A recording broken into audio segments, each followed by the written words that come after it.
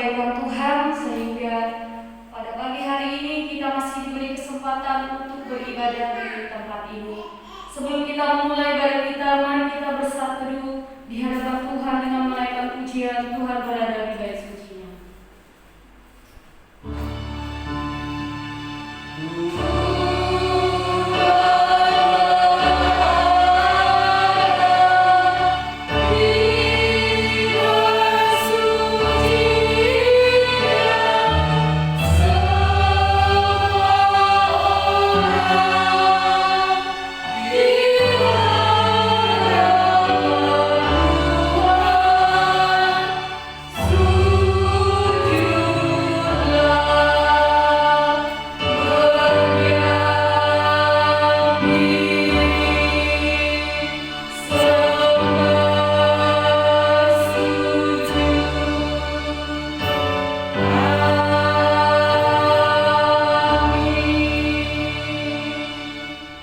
Jemaat saya undang bangkit berdiri, mari kita menaikkan pujian suci, suci, suci.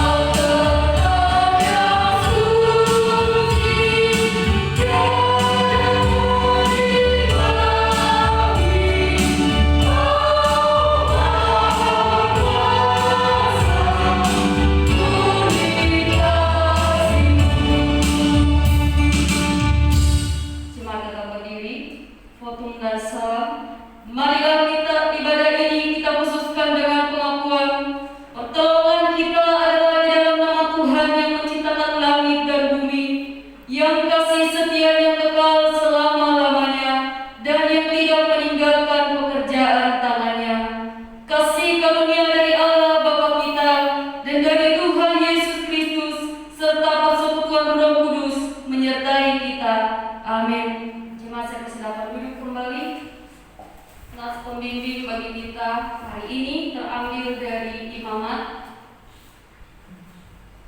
Kitab Imamat pasal 19 ayat 18. Imamat 19 ayat 18, demikian firman Tuhan.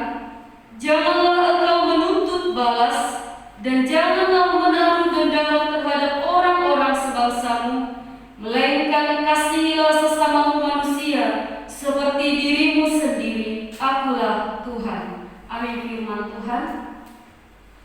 Bapak Ibu, kita akan datang di hadapan Tuhan, mengakui segala dosa dan pelanggaran kita. Mari kita menaikkan pujian di muka Tuhan Yesus.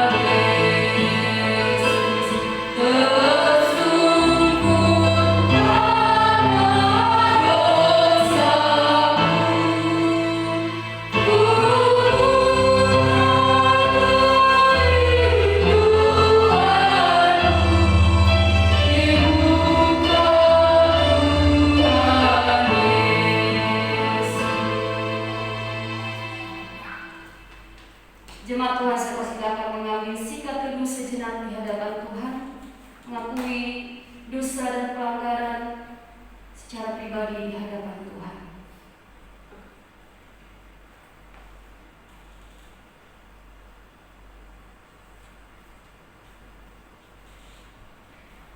Ya Tuhan, dengarkanlah seruan hati kami, seruan hati seluruh umat-Mu ya Tuhan, yang saat ini datang di hadapan-Mu, memohon ampun atas segala dosa dan pelanggaran, memohon belas kasihan. Kiranya Tuhan memberi anugerah pengampunan bagi setiap kami ya Tuhan. Kami sadar Tuhan, kami tidak pernah luput dari dosa dan pelanggaran. Kami sering kali menyakiti hati Tuhan, menyakiti sesama kami, menyakiti orang-orang yang ada di sekitar kami, baik itu melalui perkataan kami, perbuatan kami, dan juga segala tingkah laku kami ya Tuhan. Seringkali menyakiti hati Tuhan, menyakiti sesama kami. Kami mohon kiranya Tuhan mendengar seruan doa, seruan hati kami yang sungguh-sungguh dari hati kami keluar saat ini, memohon pengampunan atas segala dosa dan pelanggaran kami. Terima kasih Tuhan, kami percaya ketika kami sungguh-sungguh datang memohon pengampunan dari Tuhan, maka Tuhan berkenan mengampuni segala dosa dan pelanggaran kami. Kami percaya Tuhan, dosa-dosa kami telah diampuni oleh Tuhan. Kami percaya Tuhan, Engkau sudah melayakkan kami sebagai umat-umat pilihan-Mu. Untuk itu Tuhan, ajar kami supaya kami semakin hari semakin memotivasi hidup kami ini untuk hidup benar di hadapan Tuhan, hidup berkenan di mata Tuhan, hidup seturut dengan apa yang Tuhan kehendaki. Terima kasih Bapa, kami serahkan doa kami ke dalam tangan Tuhan. Kami percaya Kau Allah yang hidup, yang setia, mengampuni segala dosa dan pelanggaran kami. Di dalam nama Tuhan Yesus kami berdoa dan mengucap syukur. Amin. Kita kembali menaikkan pujian berkumandang suara.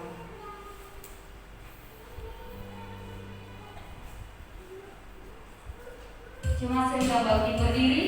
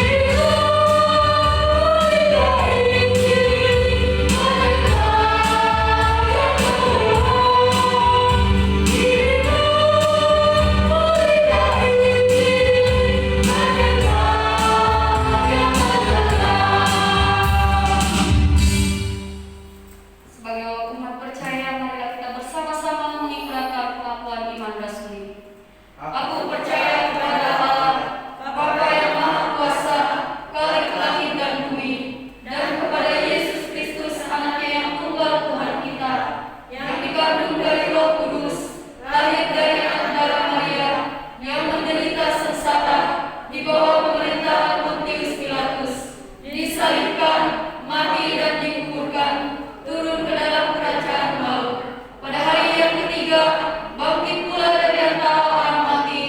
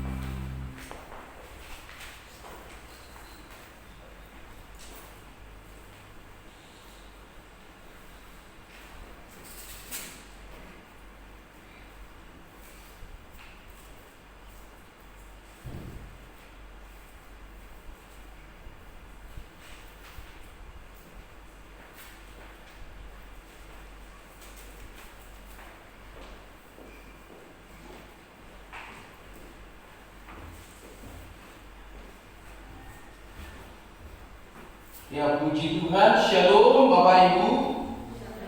Shalom Alehim. Selamat pagi Bapak Ibu. Bagaimana kabarnya? Biasa, puji Tuhan. Saudara yang dikasih oleh Tuhan, kita bersyukur kepada Tuhan karena pemurahan, kebaikannya terus melimpah dalam kehidupan kita. Saat ini kita akan merenungkan bersama-sama firman Tuhan yang akan memberikan kita kekuatan, yang akan menyegarkan jiwa kita kembali, ya, sehingga dalam kehidupan ini kita terus boleh berjalan bersama dengan Kristus dan seturut dengan kehendak dan rencananya. Mari Bapak Ibu, sebelum kita mendengarkan firman Tuhan, mari kita menyerahkan hati dan pikiran kita dan kita berdoa. Bapa kami yang ada dalam kerajaan surga, kami bersyukur ya Tuhan atas berkat kemurahan kebaikan Tuhan dalam kehidupan kami. Terima kasih Tuhan, pada kesempatan ini Tuhan kami boleh berkumpul bersama di rumah-Mu ini Tuhan, memuji, memuliakan nama Tuhan. Yalah Tuhan, apa yang boleh kami persembahkan saat ini Tuhan, melalui puji-pujian kami, penyembahan kami Tuhan, semuanya Tuhan boleh berkenan di hati Tuhan. Saat ini kami rindu mengenal Tuhan lebih dalam lagi Tuhan, lewat kebenaran firman Tuhan. Untuk itu ya Tuhan, berfirmanlah bagi kami saat ini ya Tuhan, jamah hati dan pikiran kami, sehingga kebenaran firman Tuhan menjadi berkat bagi kehidupan kami. Yang lemah dikuatkan, yang sakit disembuhkan, yang berbeban berat dilepaskan oleh Tuhan, bahkan yang mengalami persoalan hidup Tuhan memberikan jalan keluar bagi kami.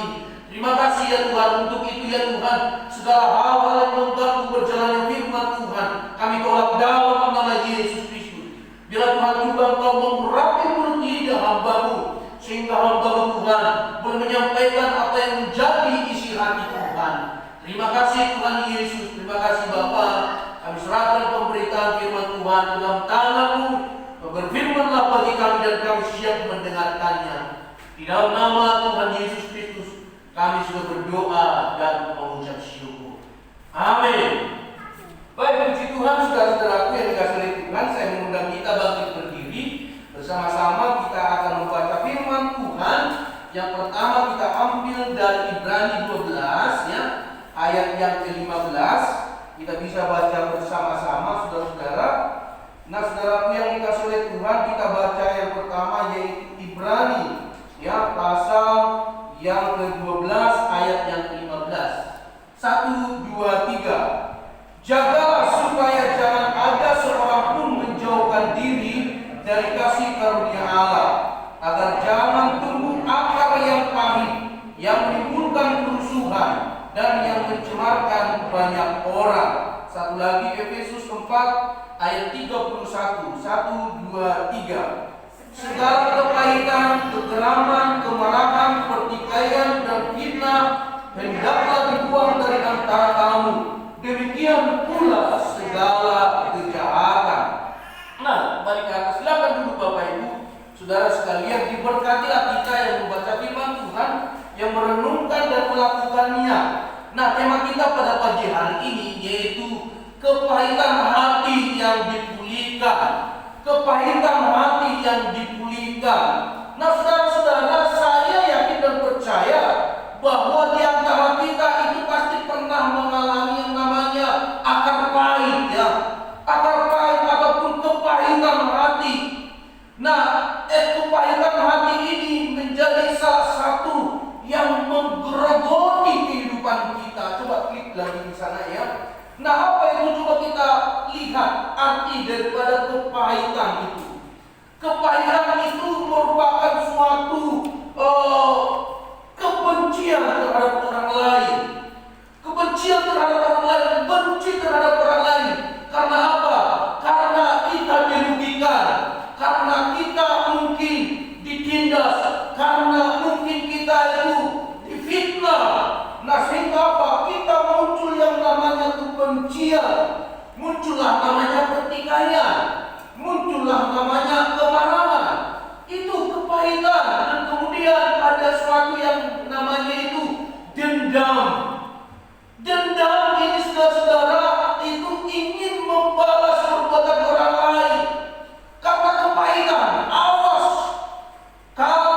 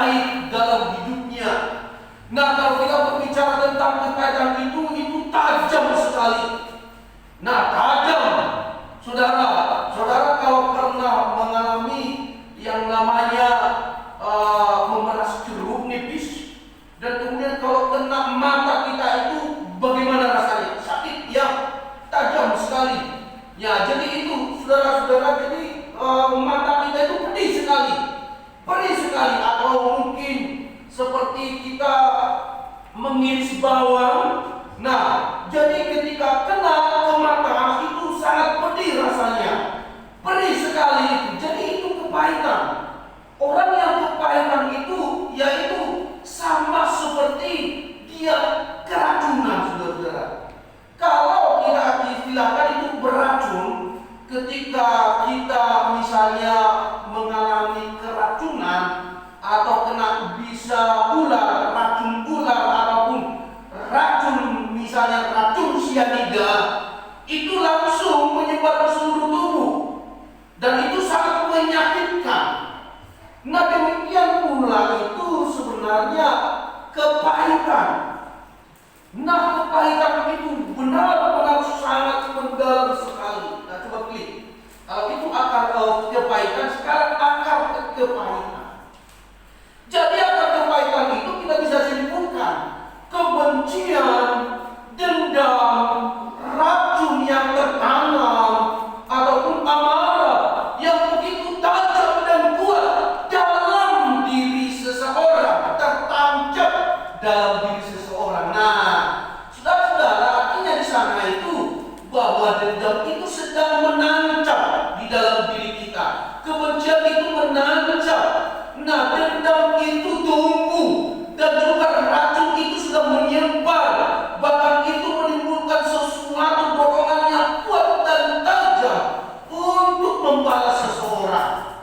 Nah, hal seperti ini akar kepahitan itu harus dicabut. Saudara, kalau saudara mungkin pernah tahu tentang yang namanya rumput-rumput liar. Nah, rumput liar itu kalau kita hanya memotong saja, nah sama mungkin seperti memotong untuk makanan kambing gitu, dipotong saja rumput liar tersebut, maka rumput itu tidak akan mati, dia akan tumbuh. Tetapi bagaimana rumput liar ini supaya bisa mati? Maka kita harus mencabutnya. Mencabutnya juga harus sampai kepada akar-akarnya, karena akar itu sangat penting. Akar itu yang membuat kuat.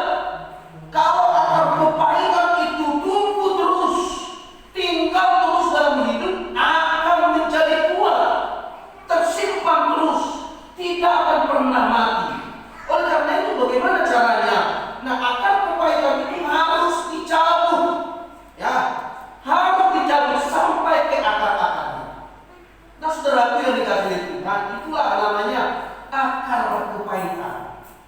Saudara-saudara, kalau Anda pernah mempunyai namanya akar kepahitan kepada orang lain, ya mari cabut segera.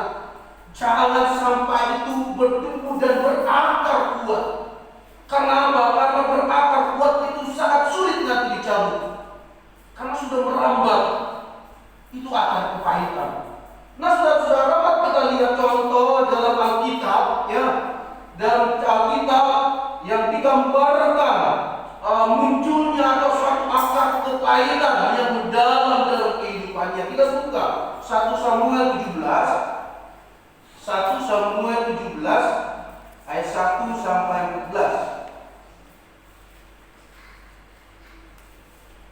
Kita baca secara silih bergantian, ya.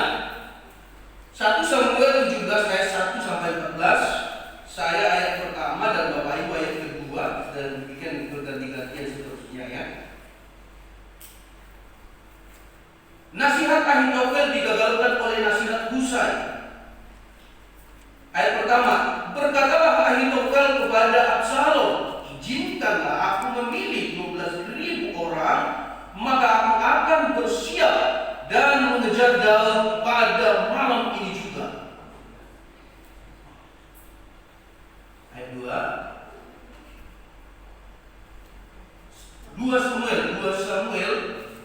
Samuel 17 ayat 1 sampai 14, ya.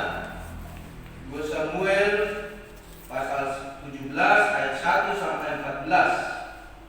Nasihat Ahitofel digagalkan oleh nasihat Husai.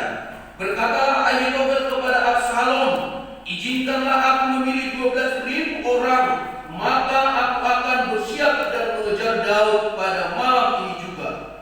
Aku akan mendatangi dia, selagi dia bersesuai dan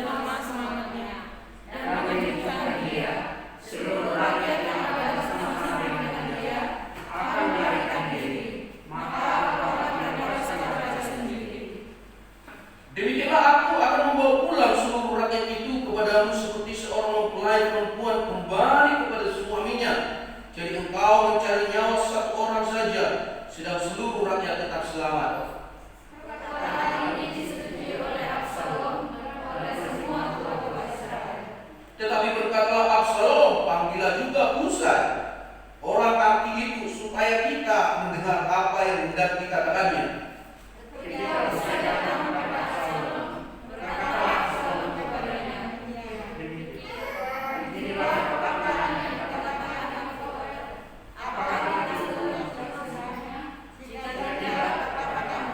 Lalu berkatalah Husai kepada Absalom, nasihat yang diberikan Ahitofel kali ini tidak baik.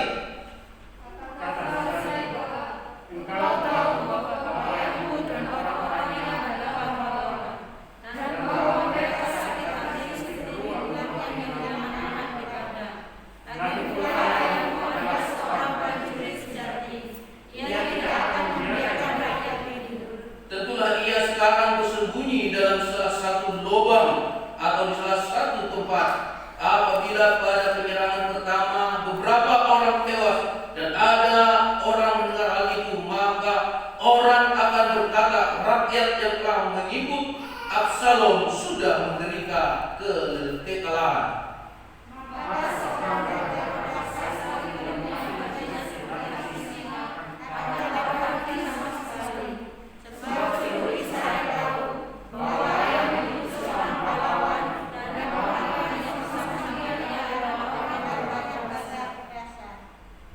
Sebab itu kunasihatkan suruhlah seluruh Israel dari dan sampai Beersheba berkumpul kepadamu seperti pasir di tepi laut banyaknya, dan engkau sendiri juga harus turut bertempur.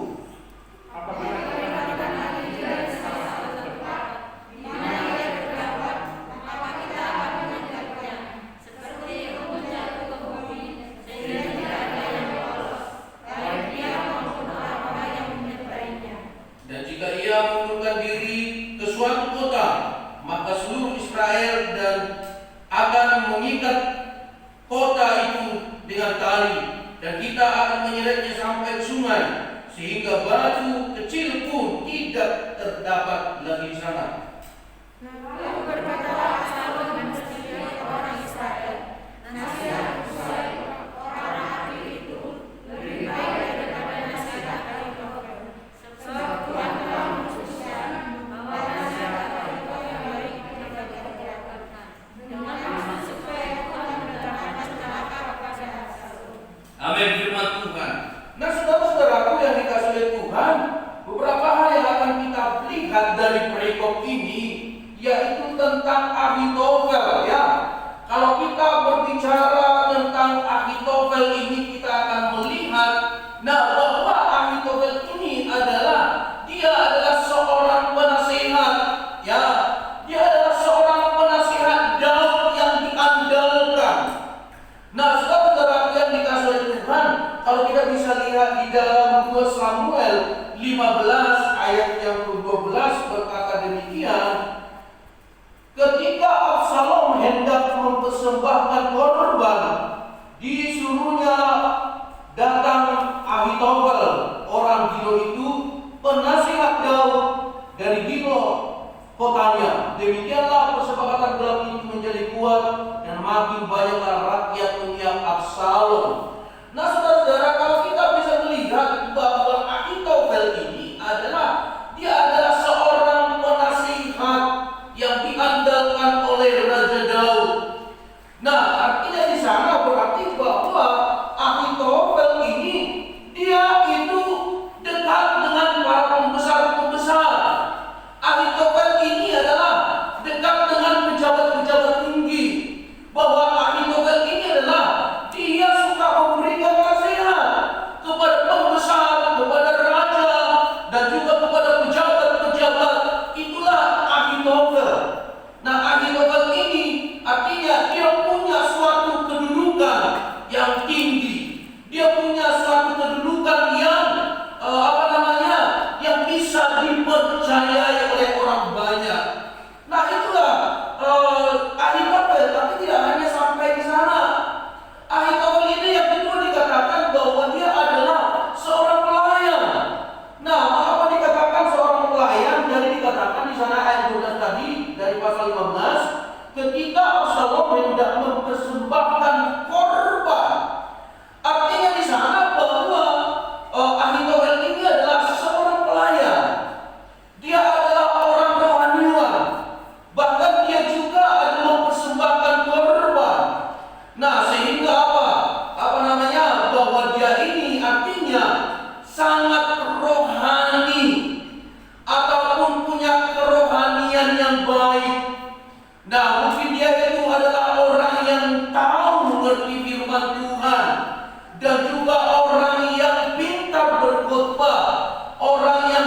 dipahami oleh orang.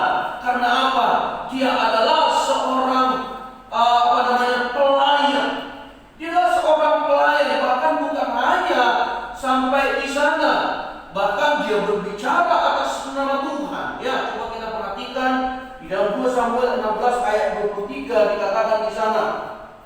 Pada waktu itu nasihat yang diberikan Ahitofel adalah sama dengan petunjuk yang dimintakan daripada Allah. Demikian dinilai setiap nasihat Ahitofel, baik oleh Daud maupun Absalom.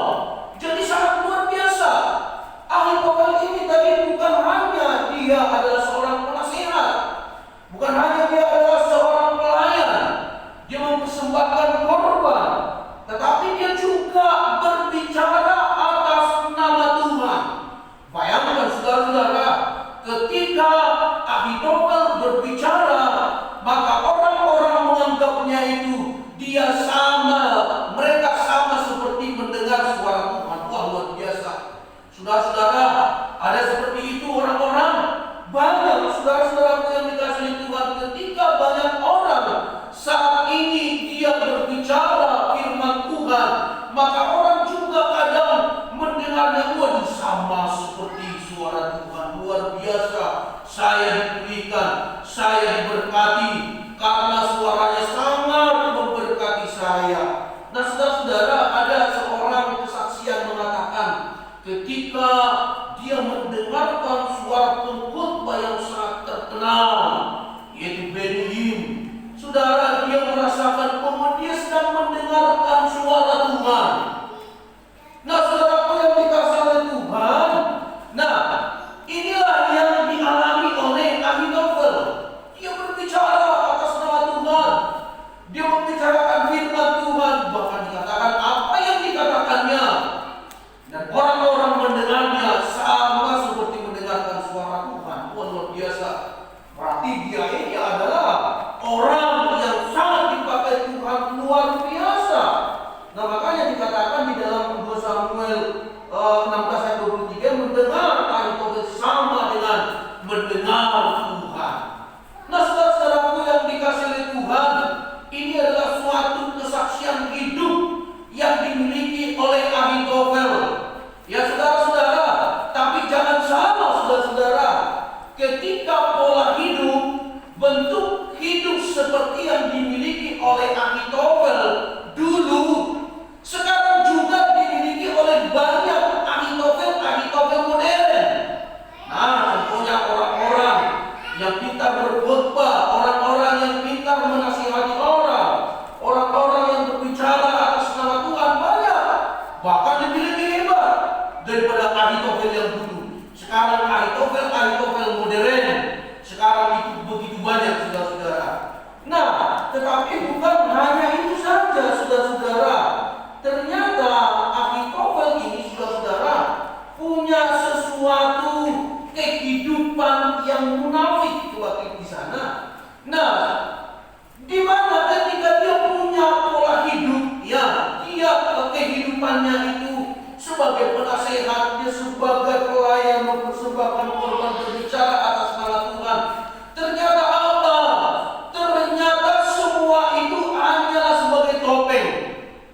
Ahitofel ini ternyata munafik. Karena apa? Dia ingin berusaha untuk apa? Untuk membunuh Daud. Untuk apa? Untuk menjatuhkan Daud. Nah, oleh karena itu saudara-saudaraku yang dikasihi oleh Tuhan, dia, kalau kita melihat tadi ayat-ayat yang sudah kita baca tadi, bahwa dia itu adalah penasihat Daud yang diandalkan.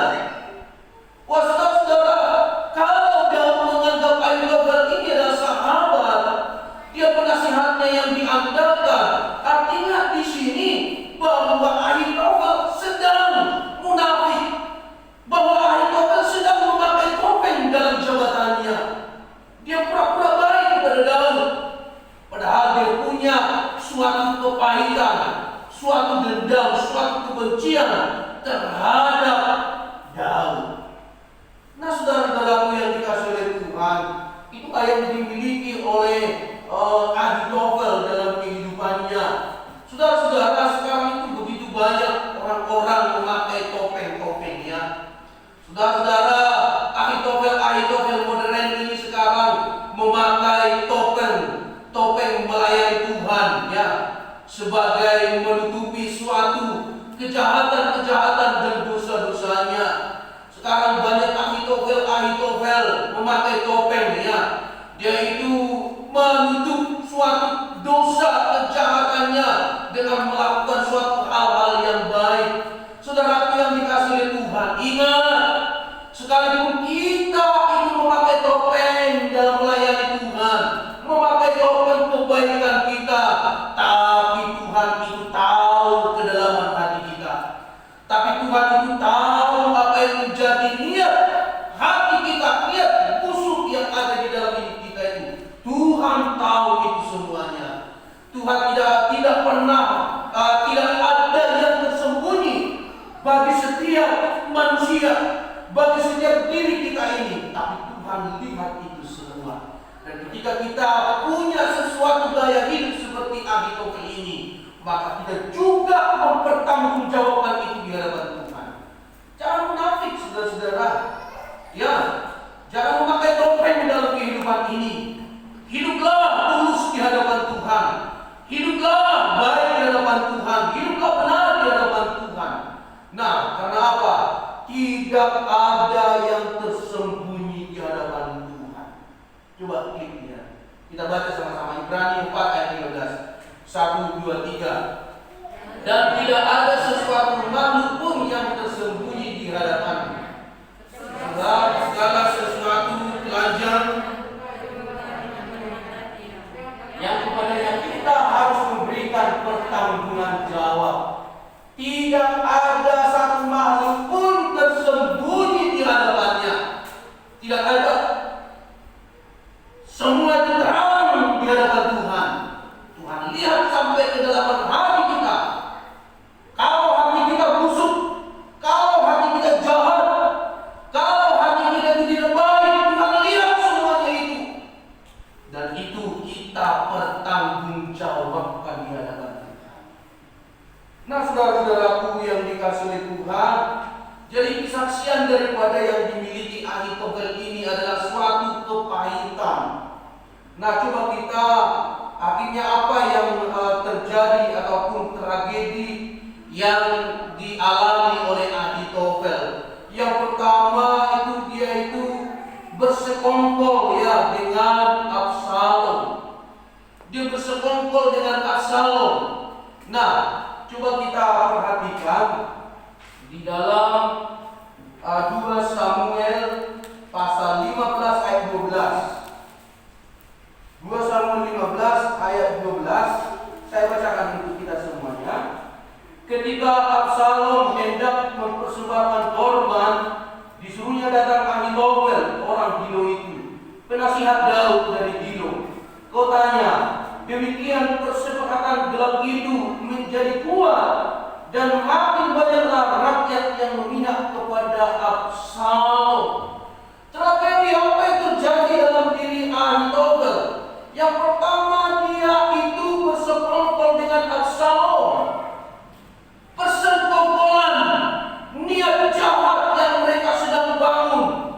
Akhirnya dia bergabung kepada satu kelompok, ya kelompoknya Absalom. Siapa itu Absalom? Absalom adalah anaknya Daud yang ingin membunuh Raja Daud juga, ayahnya. Nah, ini membunuh, akhirnya apa?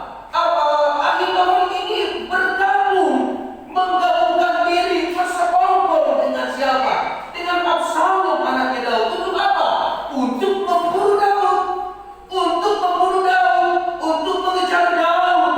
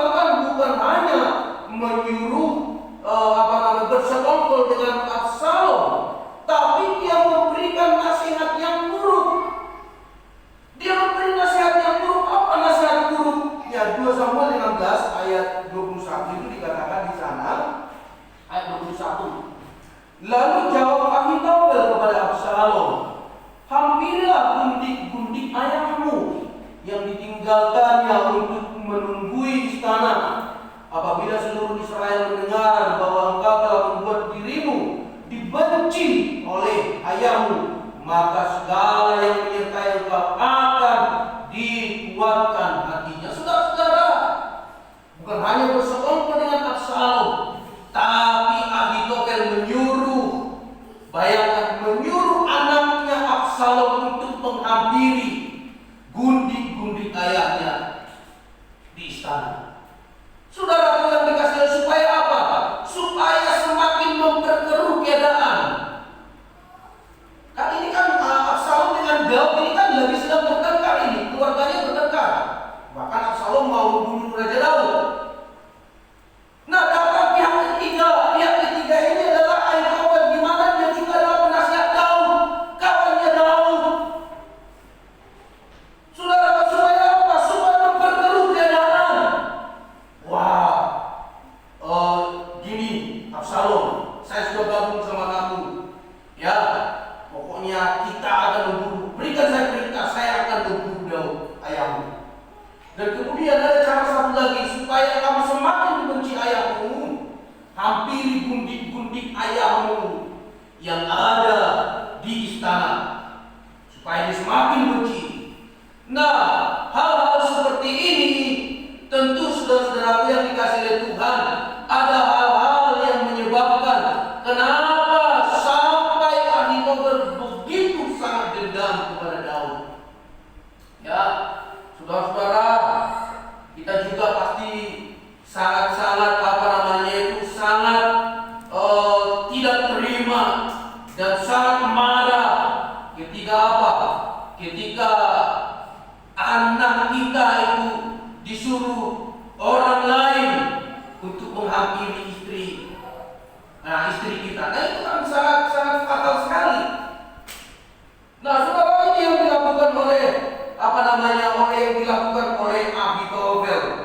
Nah, tetapi apa yang terjadi, saudara-saudara, bahwa Husai menggagalkan rencana Ahitofel.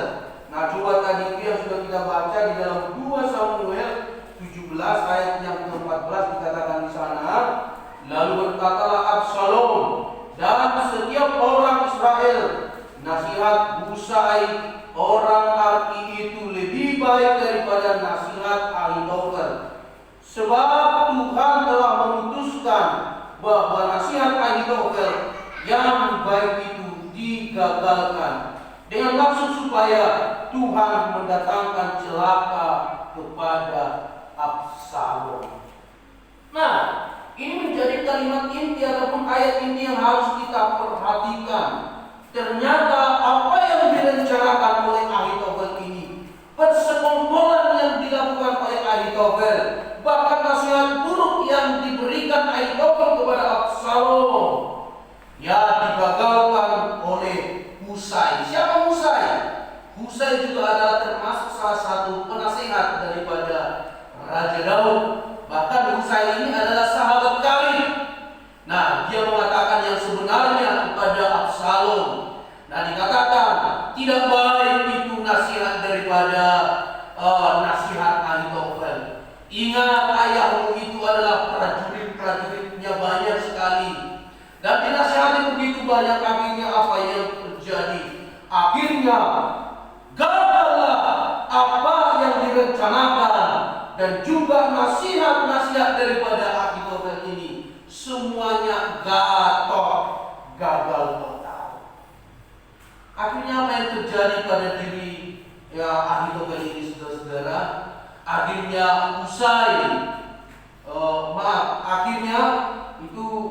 Ahitofel. Akhirnya Ahitofel bunuh diri, saudara. Itu bukan Husai ya, tapi Ahitofel. Nah, coba kita perhatikan 2 Samuel 17 ayat 23, dikatakan di sana, ayat 23, ketika dilihat Ahitofel bahwa nasihatnya tidak dipedulikan, dipasangnya pelana keledai, lalu berangkatlah ia ke rumahnya, ke kotanya. Ia mengatur urusan rumah tangganya, kemudian menggantung diri. Demikianlah ia mati, lalu ia dikuburkan dalam kuburan ayahnya. Saudara-saudara, tragedi yang terjadi bagi Ahitofel ini setelah dia mengalami kepahitan kebencian kepada Daud, yaitu dia bunuh diri. Karena sudah kepahitan, karena sudah kebenciannya itu sudah berakar di dalam. Dan ketika dia gagal untuk membunuh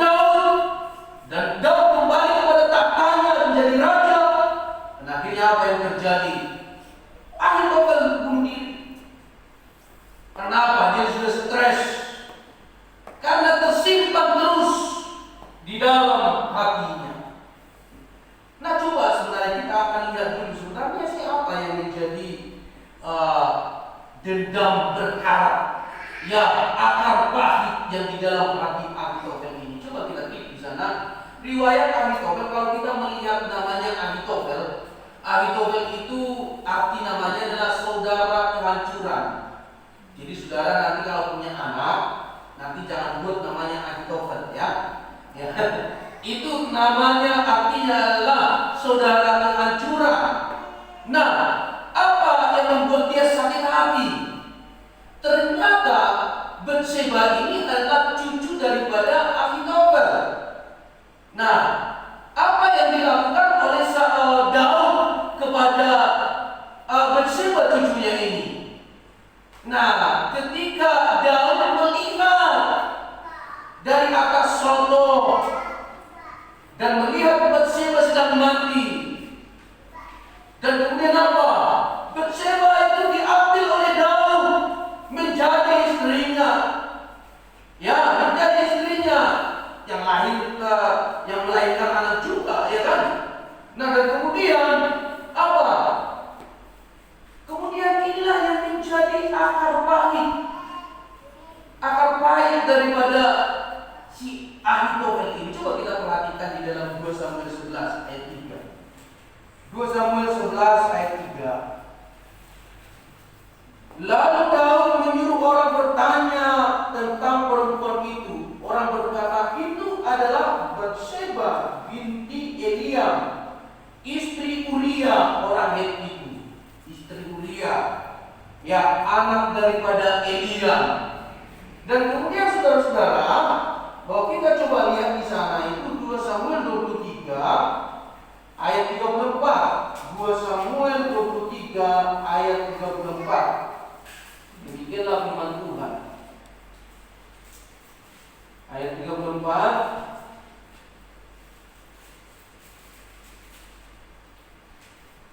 Ya, dikatakan Elifelet anak Ahasbai orang Maaka, Eliam anak Ahitofel orang Gilo itu. Jadi Ahitofel punya yang bernama anak Eliam, dan Eliam ini punya anak yang namanya Batseba. Jadi Batseba ini adalah cucu daripada Ahitofel. Bayangkan, inilah yang membuat Ahitofel itu dendam, yang punya akar yang pahit. Berapa lama dia simpan ini? Dia menyimpan dendam itu selama 9 tahun pada Daud, menunggu waktu yang tepat untuk membunuh Daud. Bayangkan saudara-saudara, kepahitan disimpan selama 9 tahun. Apa tidak menjadi akar yang sangat kuat, kebencian yang tumbuh berakar kuat. Saudaraku yang dikasihi oleh Tuhan, kalau Anda punya akar kepahitan, segera itu lepaskan, segera itu cabut. Jangan biarkan dia bertumbuh. Karena apa akibatnya? Kalau kita tidak bisa balas dendam kepada orang yang kita akar pahit itu sangat mendalam, bisa jadi sama tragedi yang dialami oleh Ahitofel. Dia bisa bunuh diri. Bukan hanya bunuh diri, tetapi stres, frustasi, gila, ya.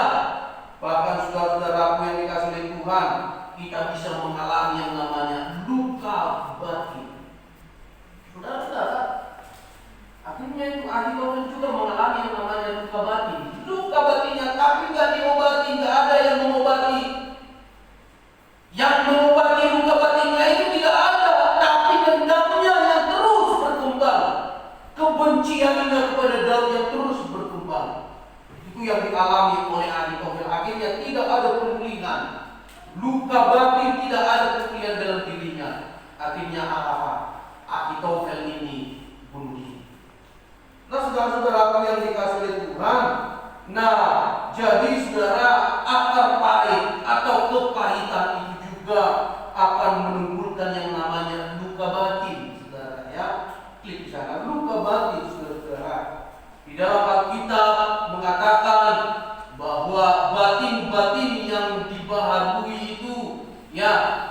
atau batin, luka batin itu adalah harus diperbaharui, artinya harus disembuhkan. Dan kemudian saudara-saudara yang dikasih oleh Tuhan, luka yang ada di dalam hati, ya, luka goresan yang ada di dalam hati itu harus diobati. Nah, saudaraku yang dikasih oleh Tuhan, coba kita buka dulu ini ya, Yeremia 30 ayat 17. Ya, bisa mungkin ada satu orang yang membaca.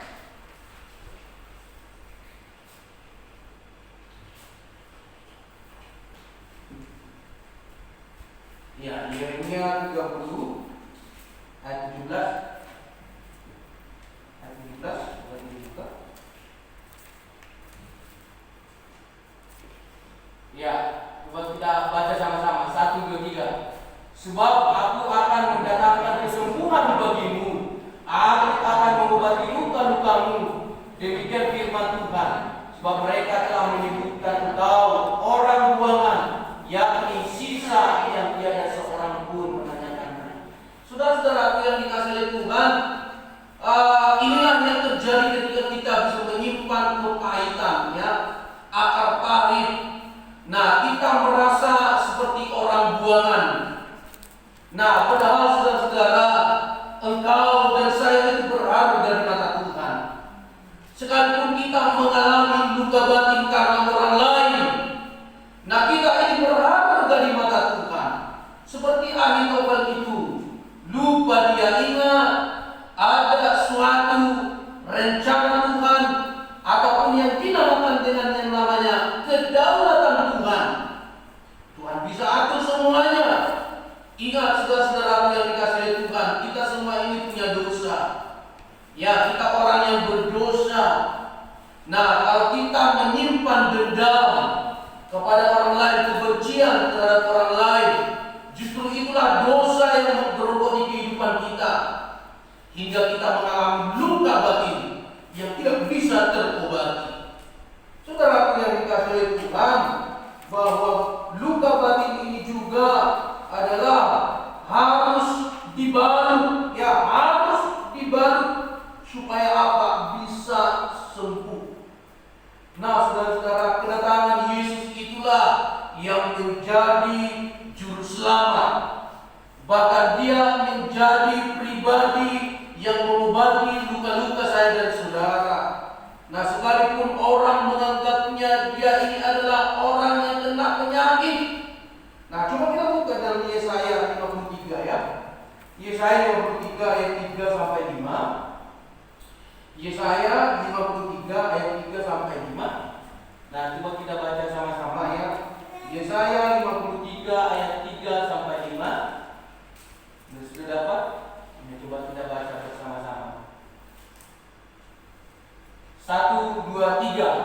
Ia dihina dan dihindari orang, seorang yang penuh kesengsaraan, yang biasa menderita kesakitan.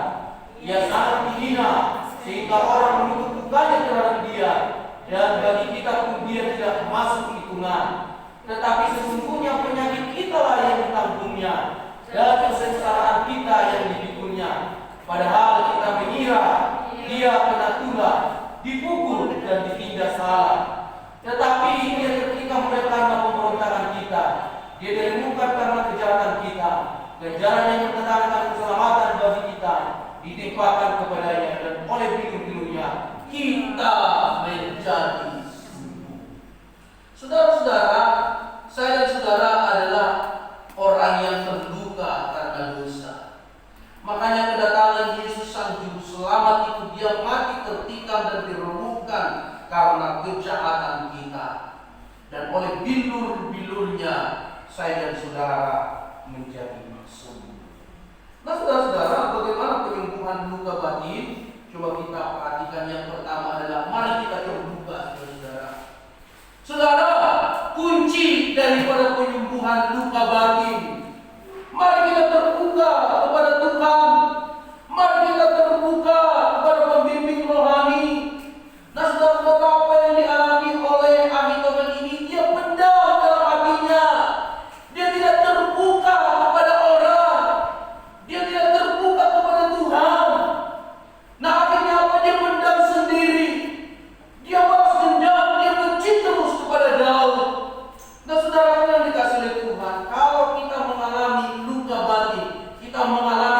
kepahitan hati, kita mengalami kebencian dan dendam dalam kehidupan ini terbuka. Tuhan ampuni saya Tuhan, saya kok dendam terus sama orang ini. Tuhan saya terbuka kepada Tuhan. Tuhan tolong saya Tuhan. Atau bagi orang sama orang lain, pembimbing rohani saudara, ataupun bagi orang-orang terdekat saudara, terbuka. Karena apa saudara dikatakan keterbukaan adalah awal daripada pemulihan. Amin. Orang yang mau terbuka pasti adalah awal daripada pemulihan. Keterbukaan adalah awal daripada pertobatan. Keterbukaan itu akan menjadi awal daripada datang kepada Tuhan, pemulihan dan kesembuhan segala akar pahit dan luka batin.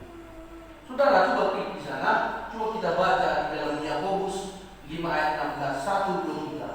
Karena itu hendaklah kamu saling mengaku dosamu dan saling mendoakan supaya kamu sembuh. Doa orang yang benar tidak dengan yakin didoakan sangat besar kuasanya. Saling mengaku. Kalau kita punya akar kebaikan, terbuka kepada Tuhan, terbuka kepada pembimbing rohani, supaya apa? Saling mendoakan, supaya didoakan. Tuhan ampuni saya Tuhan, saya orang berdosa. Tuhan ampuni saya Tuhan, saya terbuka Tuhan, saya jengkel sama orang itu. Dan Tuhan ajar saya untuk melepaskan itu semua. Tuhan ampuni saya Tuhan, saya terus cerewetin terus suami saya. Ampuni saya Tuhan, saya tidak pernah jujur kepada istri saya. Tuhan ampuni saya Tuhan, karena saya tidak bisa untuk mengampuni orang itu, karena saya tidak bisa untuk apa? Untuk terbuka kepada orang itu. Supaya yang pertama itu saudara terbuka dulu kepada Tuhan. Kalau sudah mau terbuka kepada Tuhan, saudara, Anda dan kita akan dipulihkan oleh Tuhan. Bagaimana caranya? Tuhan punya banyak cara untuk memulihkan saya dan saudara. Itu yang pertama, itu adalah kita terbuka. Terbukalah kepada Tuhan. Terbukalah kepada orang, supaya dia juga, mereka, orang lain juga mau berdoa. Yang kedua, bagaimana kita mengalami yang namanya penyembuhan luka batin, akar kepahitan itu. Yang kedua yaitu ampunilah orang yang bersalah. Ampuni orang yang bersalah. Coba klik di sana, Efesus 4 ayat 32, kita baca sama-sama. 1, 2, 3. Tetapi hendaklah kamu ramah seorang terhadap yang lain, penuh kasih mesra dan saling mengampuni, sebagaimana Allah di dalam Kristus telah mengampuni. Ya, saudara, kalau kita mau diampuni, maka kita harus juga mengampuni orang lain. Saudara, yang dilakukan oleh Ahitofel, dia tidak mau mengampuni. Dia ingin balas dendam. Saudaraku yang dikasihi oleh Tuhan, Allah itu berdaulat. Ya, Allah itu berdaulat. Kalau Tuhan memang harus pimpin Daud menjadi pemimpin bangsa Israel, ya, Tuhan harus laksanakan rencananya. Sekalipun Daud harus mengalami yang namanya konsekuensi dosa yang dialami. Daud mengalami konsekuensi dosa yang dialami. Apa konsekuensinya? Rumah tangganya hancur. Anaknya sendiri ingin membunuh dia. Anak sendiri, bayangkan, ya, melahirkan, membesarkan, ya, mengajari, mendidik, justru anak itu mau membunuh ayahnya sendiri. Kenapa? Karena dosa Daud. Nah, semua itu dialami dengan konsekuensinya. Saudara-saudara, kalau kita tidak mengampuni, sama seperti Ahitofel itu, yang mati bunuh diri karena digerogoti akar kepahitan itu tadi. Kita buat, saudara-saudara, kita mengampuni orang lain. Karena apa, saudara-saudara? Kita ini adalah sama-sama orang yang berdosa. Ada orang benar di sini. Justru Tuhan Yesus datang ke dunia ini, ya, mencari bukan orang benar, tetapi orang berdosa.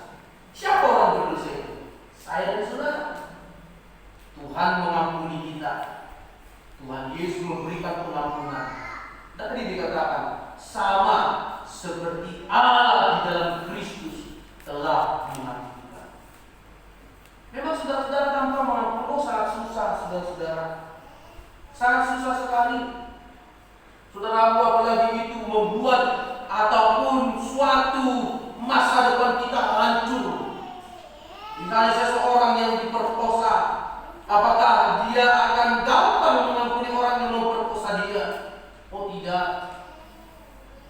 Ketika seseorang itu bisnisnya bangkrut karena seseorang mencuri aset-asetnya, apakah dia akan gampang mengampuni? Oh sangat susah sekali saudara-saudara. Tetapi saudara, apa yang diajarkan Alkitab terhadap kita, sekalipun kita sakit sekali, sekalipun kita benar-benar hancur sekali karena orang yang sudah memfitnah kita, yang sudah menghancurkan kita, apa dikatakan Alkitab? Ampuni orang yang bersalah. Lupakan semua apa yang terjadi. Lupakan semuanya apa yang kita alami, yang pahit yang kita alami dalam masa kehidupan kita yang lampau. Lupakan itu semua. Ampuni orang lain. Dan kemudian saudara-saudara, izinkanlah Roh Kudus memulihkan. Izinkan Roh Kudus memulihkan. Nah, supaya apa? Kita bisa bersyukur kepada Tuhan.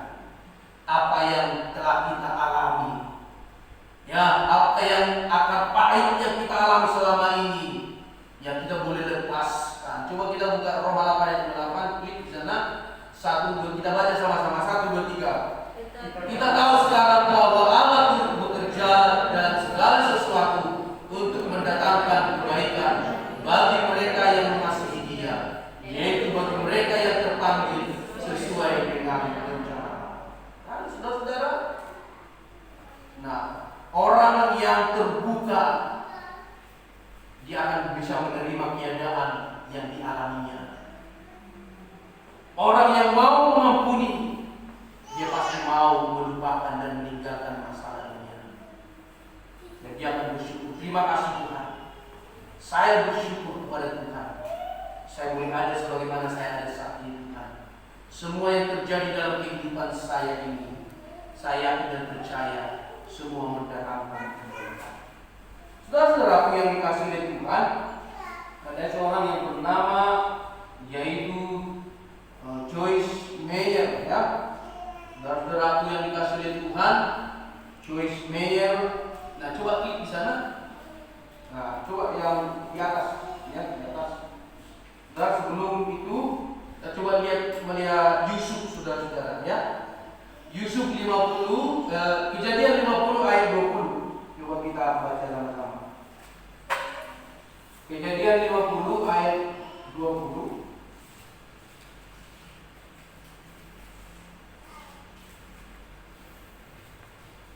Kita baca sama-sama. 1, 2, 3. Memang kamu telah mereka-rekakan yang jahat terhadap aku, tetapi Allah telah mereka-rekakannya untuk kebaikan dengan maksud melakukan seperti yang terjadi sekarang ini, yakni memelihara hidup suatu bangsa yang besar. Nah, saudara-saudaraku, apa yang terjadi kepada Yusuf? Saudaraku yang dikasihi oleh Tuhan, apakah dia tidak berteriak? Apakah dia tidak menjerit ketika Yusuf dimasukkan ke dalam sumur oleh saudara-saudara? Pasti dia berteriak menjerit, aduh Kak, jangan Kak, saya masukkan di sini, ini tidak ada orang nanti yang mendengar saya, nanti saya pasti mati. Dia menjerit, saudara-saudara. Apakah ini bukan suatu pengalaman yang pahit?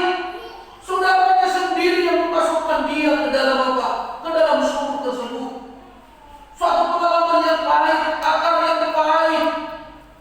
Harusnya itu Yusuf ini dendam. Harusnya Yusuf ini itu punya kebencian yang mendalam terhadap saudara-saudaranya itu. Tetapi apa yang dilakukan oleh Yusuf, Yusuf tidak pernah sekalipun membenci saudara-saudaranya. Justru dia berkata, saudara-saudaraku mereka-rekakan yang jahat terhadap aku, tetapi Allah telah mereka-rekakan yang baik kepada saya. Amin. Saudara-saudara, makanya ketika terjadi kelaparan, mereka mereka datang ke Mesir dan mendatangi Yusuf. Mereka saudara-saudara sangat ketakutan. Waduh, kita ini pasti dimasukkan ke dalam penjara karena kita sudah berbuat jahat kepada adik kita Yusuf dulu. Ketika kita memasukkan dia ke dalam sumur, mereka begitu gemetar. Tetapi ketika mereka sampai kepada istana dan Yusuf melihat saudara-saudaranya itu semuanya, saudaraku, dia pergi ke belakang. Dan ketika melihat semuanya saudaranya, dia menangis di belakang saudara-saudara. Menangis sangat saudara. Dan kemudian dia datang dan dipeluk semuanya. Dia tidak pernah mengingat apa yang mereka lakukan saudara-saudara. Dan akhirnya saudara-saudara, dia peluk semua saudara-saudaranya. Disuruh dibawa karung, dibawa makanan, bahkan dimasukkan piala ke dalam karungnya itu, kemudian dibawa. Dan kemudian ayo kembalilah saudara-saudara ke sana.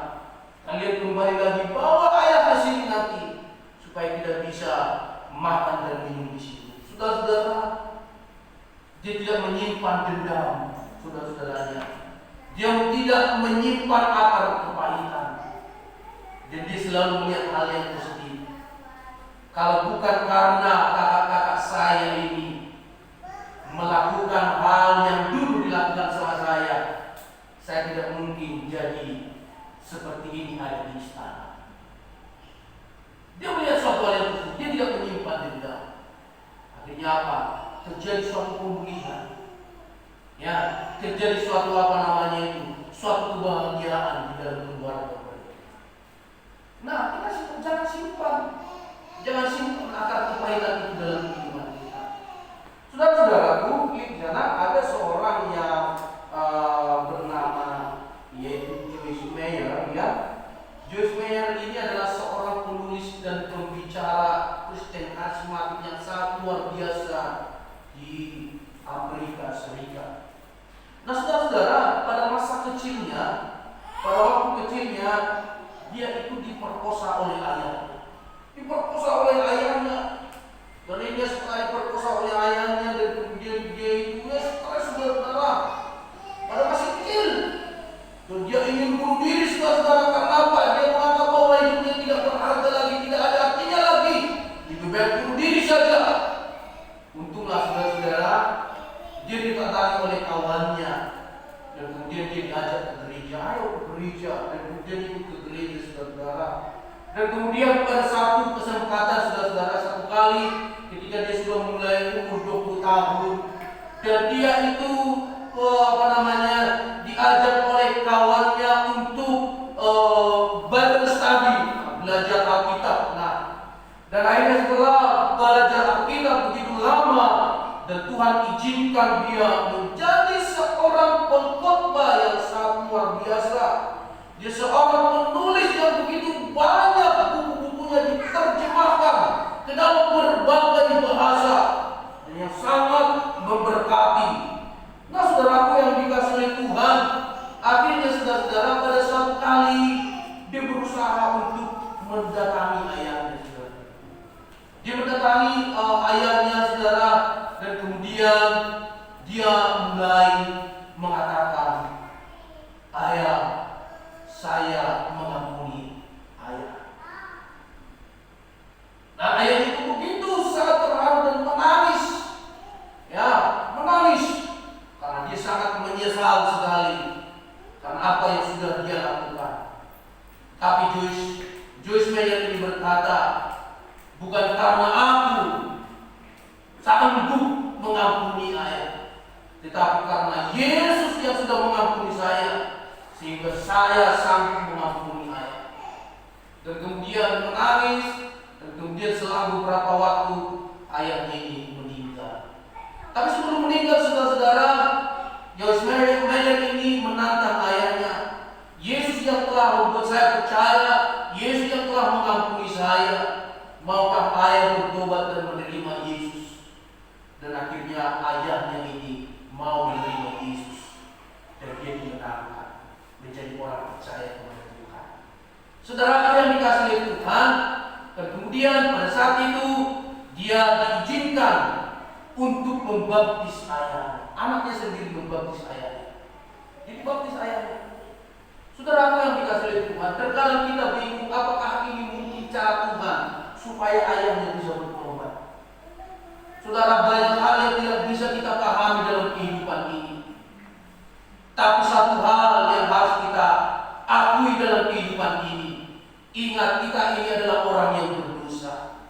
Apa yang terjadi yang dilakukan oleh orang lain kepada kita, jangan kita simpan, jangan dendam. Lupakan itu semua. Lepaskan itu semua supaya akar pahit ini boleh sembuh dalam kehidupan kita. Amin. Orang yang menyimpan kepahitan terus dia akan digerogoti, akan berakar. Nah, setelah apa yang dikasih oleh Tuhan, masa kali Jason didatangi oleh teman SMP-nya. Ya, dia didatangi oleh teman SMP-nya waktu kelas 2 SMP. Kelas 2 SMP, ya. Kelas 2 SMP ya masih umur remaja ya. Saudaraku, dia bertanya kepada ini ketika dia kawan perempuannya ini didatangi, dan dia datang kepada dia, "Ini kamu kenapa?" Ditanya seperti ini. "Aku diperkosa." "Oh, kamu diperkosa? Siapa yang berkosa?" "Ayah saya."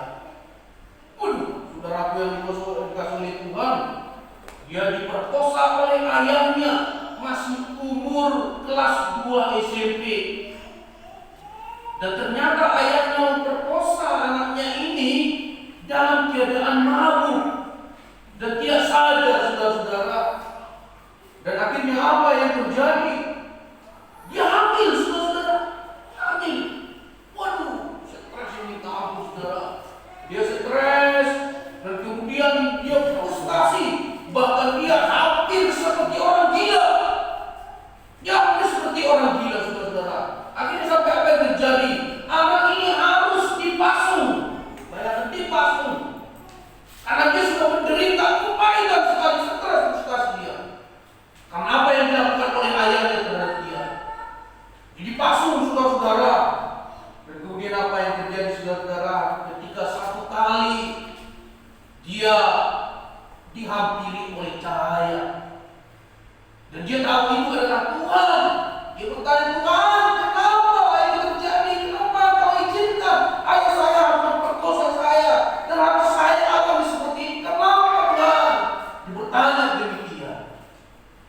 Saudara, dia mendengarkan suara dari cahaya itu cuma satu kata, "Ampuni ayahmu. Ampuni ayahmu."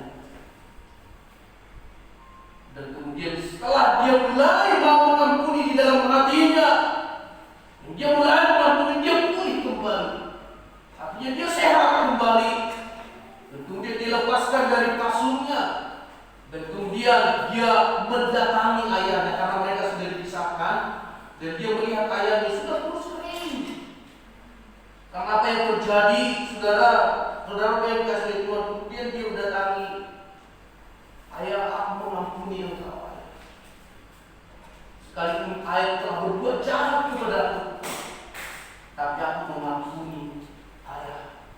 Oh, dia menangis begitu sangat terharu sekali.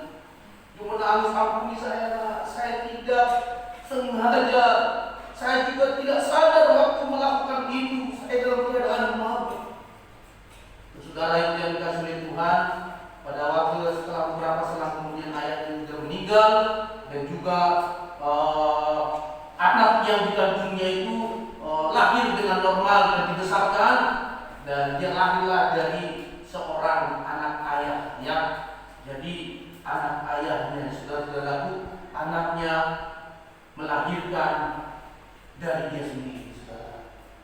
Nah, saudaraku, dibesarkan seperti itu.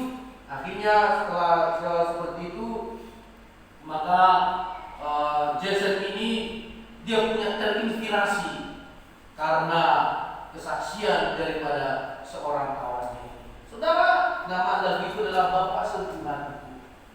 Saudaraku, itu hampir beberapa tahun Bapak Sentuhan ini menjadi lagu terpopuler, ya, sepanjang beberapa tahunan seperti itu, saudara. Nah, karena kesaksian daripada seorang perempuan yang sedang pulih, yang sedang meninggalkan dan melupakan semua akar pahit kepahitan yang dia alami. Saudaraku yang dikasihi oleh Tuhan, saya yakin dan percaya ketika kita mau terbuka kepada Tuhan, terbuka kepada pembimbing rohani kita, saya yakin dan percaya kita mau mengampuni orang yang berdosa kepada kita.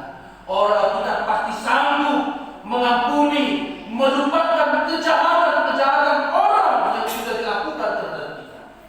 Saudara, ingat tadi saya katakan, kita semua ini adalah orang yang berdosa. Kita tidak ada sesuatu hak untuk untuk menghakimi orang. Adalah yang menjadi hakim di dalam kehidupan kita ini adalah Tuhan sendiri. Amin. Apa tugas kita? Kewajiban kita adalah mengampuni orang lain. Saudara, terkadang kita bisa berpikir begini. Terkadang apa yang sulit dan juga kepahitan yang kita alami, terkadang itu adalah cara Tuhan untuk mendatangkan suatu rencana yang terbaik dalam kehidupan kita. Sekarang yang menjadi pertanyaannya adalah, maukah kita mengampuni orang lain? Maukah kita terbuka? Maukah kita pulih dari akar kepahitan kita? Maukah kita melupakan kesalahan orang lain? Ampunilah orang lain. Lupakan masa lalu. Supaya apa? Kita bisa menciptakan masa depan yang lebih baik. Amin. Tuhan Yesus memberkati kita sekalian. Amin. Firman Tuhan. Mari saya minta kita bangkit berdiri. Kita akan menyanyikan satu pujian yang diciptakan oleh Jason, yaitu Bapa Surga.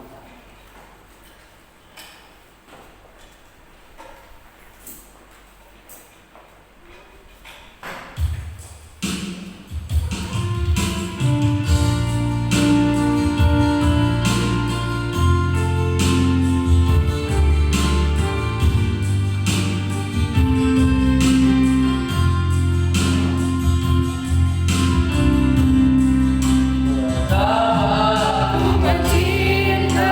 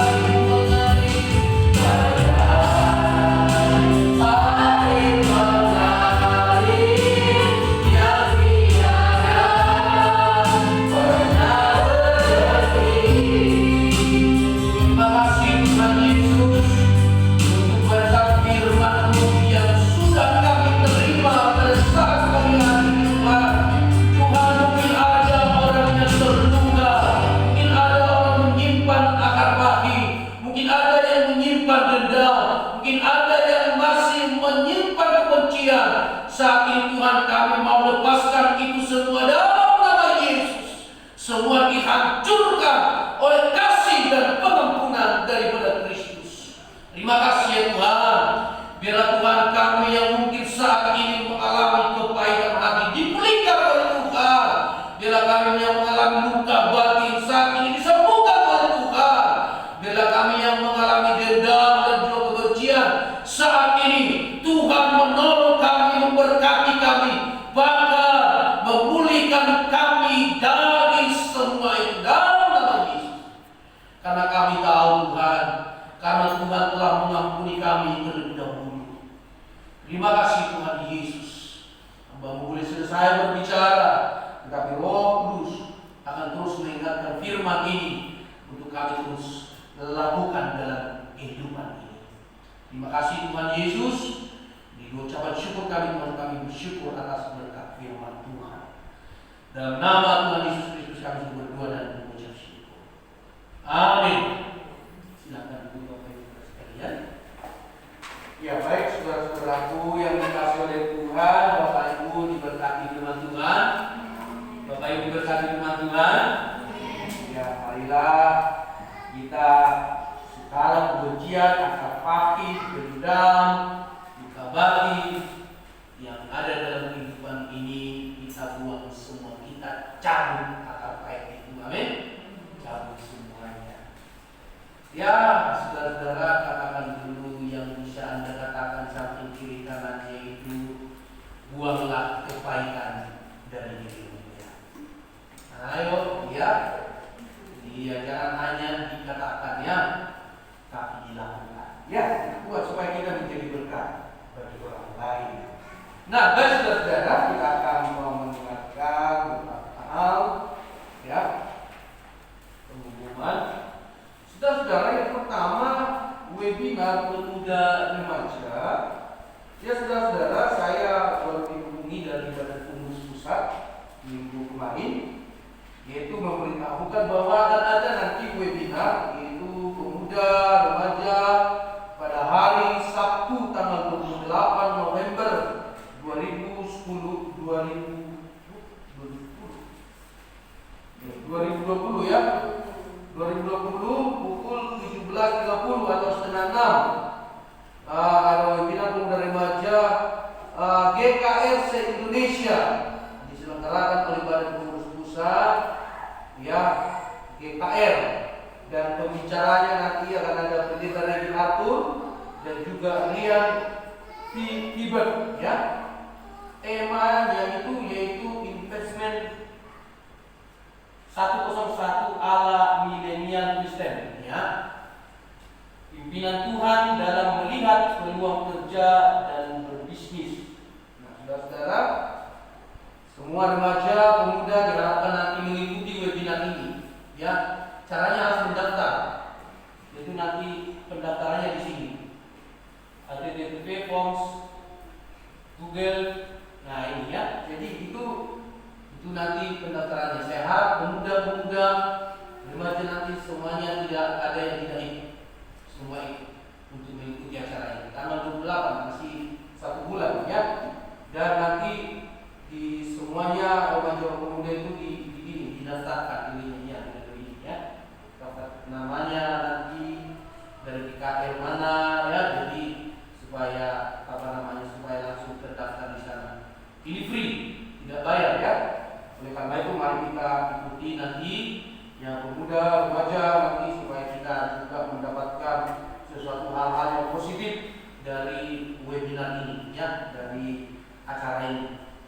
Yang kedua, penata layanan. Saudara-saudara, saya sudah menyiapkan penata layanan untuk November dan juga sampai Desember. Nah, diharapkan bagi jemaat yang terlibat dalam pelayanan dapat mengambil penata layanan yang sudah saya siapkan. Saudara-saudara, kali ini saya menyiapkan saudara-saudara yang memang masih ada bapak ibu yang memang mungkin terlibat dalam liturgos ya, atau dan juga singer. Tapi lebih saya fokus. Ada yang memang fokus di singer, ada yang memang fokus di WL, ada yang memang fokus dia di aser ya. Jadi tidak saya campur adukan supaya kan kemarin itu ada yang susah membuat itu jadwalnya. Hanya bertabrak-tabrakan saudara ya. Yang ada pagi ada juga sore. Waduh. Ya saudara-saudara, sudah saya kemas begitu baik dan saya sudah teliti, tidak ada yang tabrakan. Tidak tahu lagi kalau ada yang berubah lagi berarti printernya yang berubah. Saudara. Tapi saya yakin kita bisa melakukannya, saudara, karena beberapa kali ini memang saya melihat kalau ada yang namanya di pagi, sore ternyata ada dia dan dia pasti nggak mau datang lagi. Atau yang sore demikian, di sore tapi paginya nggak datang.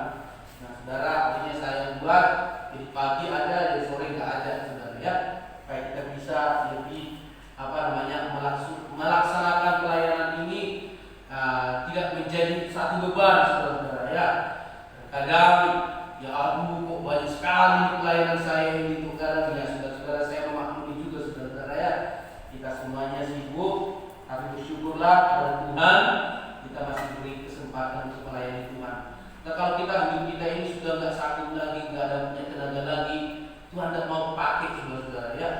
Kalau sakit-sakitan kita nggak ada lagi tenaga kita untuk melayani Tuhan, ya saudara sudah lewat waktunya jadinya, hilang kesempatan, saudara ya. Bahkan sebelum kita dipanggil Tuhan, ayo berikan yang terbaik bagi Tuhan. Amin. Melayani Tuhan. Ya, saudara, saya buat pada jadwal pelayanan itu, ya kita boleh melakukannya dengan hati yang tulus, hati yang bersyukur kepada Tuhan, karena kita masih punya kesempatan melayani Tuhan. Amin. Nanti Bapak Ibu bisa ngambil di sana, sudah kita siapkan. Dan kemudian, ya sekolah minggu masih tetap melalui online di channel YouTube GKPKR Gresik. Nah, bisa di ini ya, diikuti di sana. Dan kemudian jadwal ibadah kita tetap masih 2 kali, jam 8.30 pagi dan sore pukul 17 atau jam 5 sore. Nah, saudara-saudara, protokol kesehatan terus kita lakukan ya, kita taati dengan baik supaya kita terus berjaga, tidak menularkan dan terulang. Laporan persembahan 18 Oktober ini dan Jemaat Berbagi berdiri, kita akan menaikkan dua syarat kita. Mari kita berdoa. Bapa kami yang ada dalam kerajaan surga, kami mengucap syukur ya Tuhan berkat kemurahan, kebaikan Tuhan dalam kehidupan kami. Bahkan kami Tuhan boleh memuji memuliakan nama Tuhan. Terlebih Tuhan kami boleh menikmati kebenaran firman Tuhan. Terima kasih Tuhan untuk firman-Mu boleh menjadi berkat bagi kami semua jemaat-Mu. Bapak, saat ini Tuhan kami mau menaikkan setiap doa-doa syafaat kami ke dalam tangan Tuhan. Terlebih Tuhan Kau layakkan kami sehingga apa yang kami doakan Tuhan semuanya boleh berkenan di hati Tuhan. Terima kasih ya Tuhan Yesus. Saat ini Tuhan kami berdoa ya Tuhan untuk webinar yang akan diadakan oleh Badan Pengurus Pusat GKR untuk pemuda remaja dari seluruh GKR se-Indonesia. Tuhan kami berdoa Tuhan untuk webinar ini. Biarlah webinar ini Tuhan boleh berjalan dengan baik dan acara-acara yang dikemas oleh panitia semuanya Tuhan boleh menjadi berkat bagi semua pemuda dan remaja GKR, dan mereka boleh menerima hal-hal yang positif yang membangun hidup mereka dan masa depan kehidupan setiap pemuda dan remaja. Terima kasih ya Tuhan Yesus. Berkati pembicara yaitu Bapak Regi Arthur dan juga Tuhan Bapak Rian Tibet. Tuhan Yesus memberkati mereka, persiapan mereka sehingga mereka boleh memberitakan apa yang menjadi kehendak dan rencana Tuhan. Terima kasih Tuhan Yesus. Kami berdoa ya Tuhan untuk setiap jemaat-Mu ya Tuhan. Setiap jemaat GKR Kota Damai, kami berdoa Tuhan berkati setiap keluarga mereka, berkati setiap pekerjaan daripada jemaat-Mu ya Tuhan. Usaha yang mereka sedang kembangkan, bisnis yang mereka sedang kerjakan ya Tuhan. Tuhan buat semuanya berhasil dalam nama Yesus. Mungkin mereka Tuhan saat ini jemaat-Mu sedang menghadapi setiap pergumulan-pergumulan. Mungkin mereka saat ini Tuhan sedang dalam kesulitan keuangan atau kehidupan hidup sehari-hari. Tuhan tolong cukupkan Tuhan. Kami percaya Tuhan Engkau adalah Allah yang Jehovah Jireh, Allah yang menyiapkan setiap kebutuhan kami tepat pada waktu.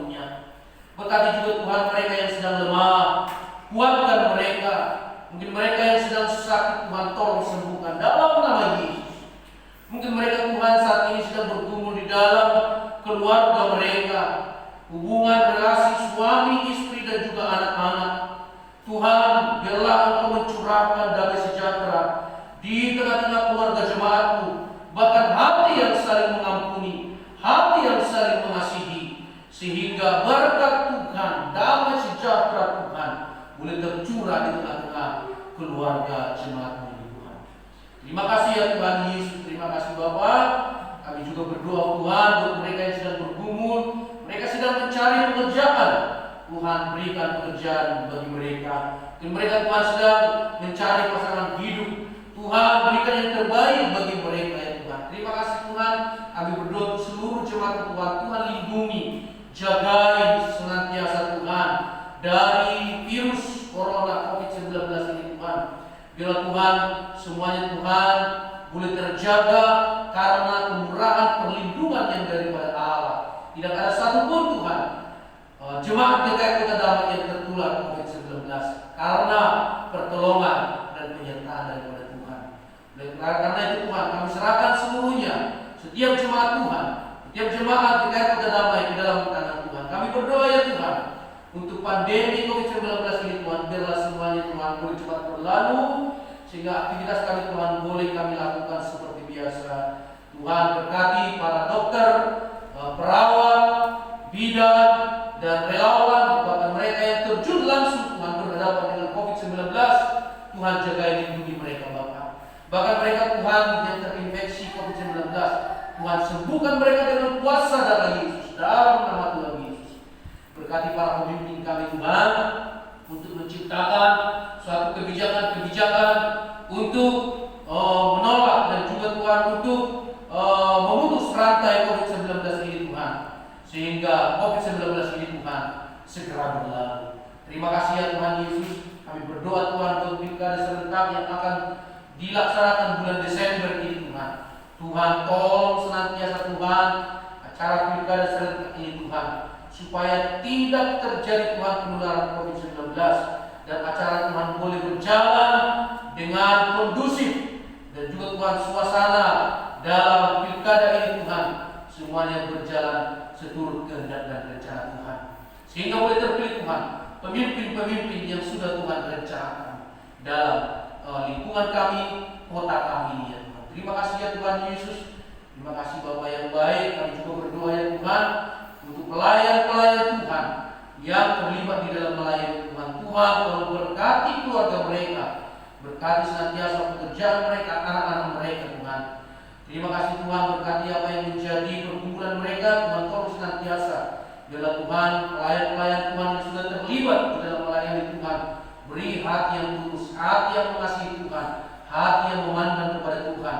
Dan kami boleh bersyukur Tuhan karena kami boleh mendapat kesempatan untuk melayani Tuhan. Terima kasih ya Tuhan Yesus. Terima kasih Bapa.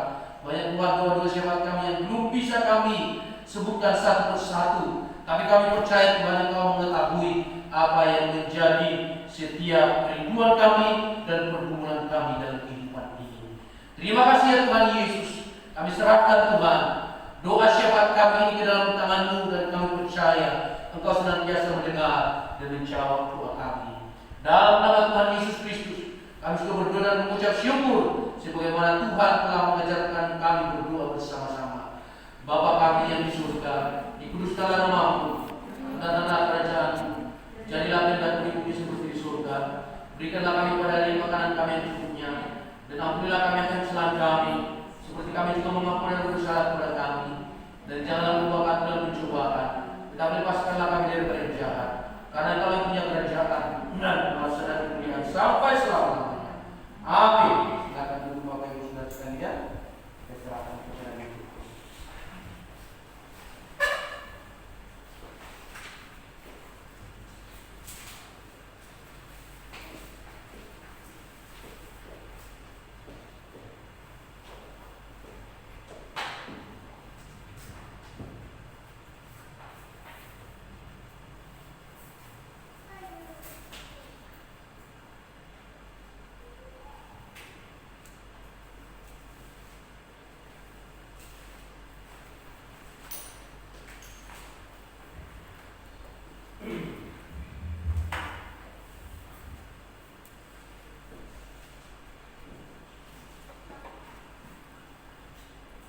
kita akan bersama-sama memberikan persembahan kita. Namun sebelumnya saya akan membacakan firman Tuhan bagi kita semua. Demikian firman Tuhan. Hendaklah masing-masing memberikan menurut kerelaan hatinya, jangan dengan sedih hati atau karena paksaan, sebab Allah mengasihi orang yang memberi dengan sukacita. Dan Allah sanggup melimpahkan segala kasih karunia kepada kamu, supaya kamu senantiasa berkecukupan di dalam segala sesuatu dan malah berkelebihan di dalam berbagai kebajikan. Amin. Firman Tuhan. Mari kita memberikan persembahan kita dengan diiringi pujian bersyukur kepada Tuhan.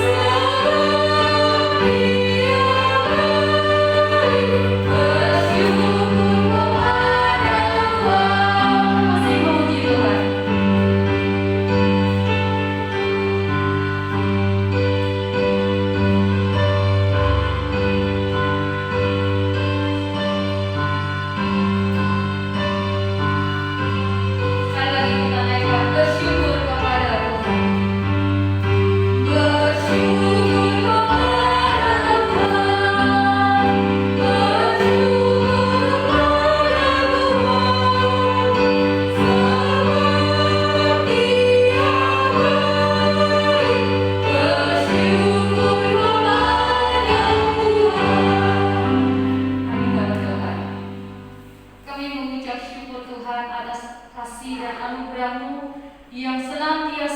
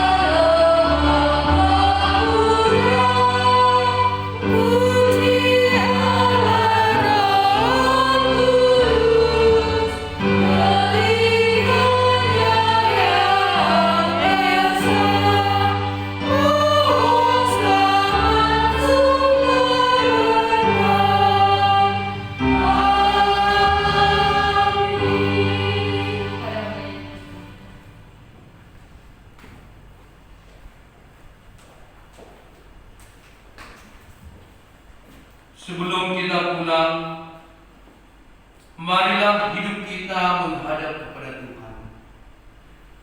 Terimalah berkat daripada Tuhan di mana Tuhan berfirman kepada kita, Tuhan memberkati engkau dan melindungi engkau.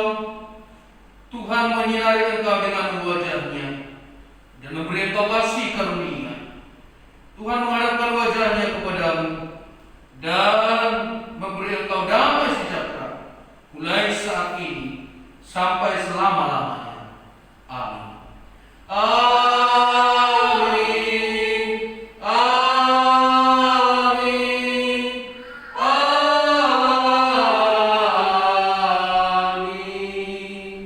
Amin. Silakan duduk Bapak Ibu Saudara sekalian. Selamat hari Minggu buat kita semua. Mari kita bersatu. Shalom.